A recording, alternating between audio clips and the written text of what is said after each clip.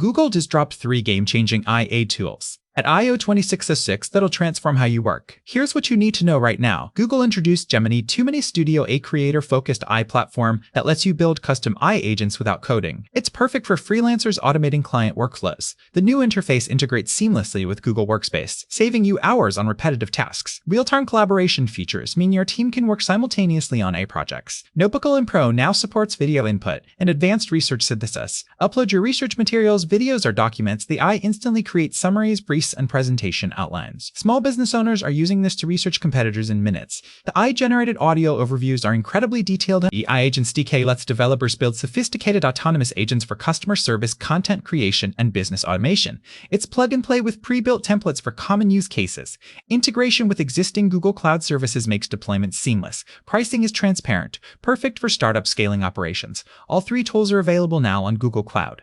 Start with a free trial on each platform. Join the creator community for tutorials and best practices. These updates level the playing field. Small teams can now compete with enterprise resources. Drop a comment which tool excites you most. Subscribe for weekly AI tool updates and hit that notification bell. Drop a comment below which Google I/O tool will you try first.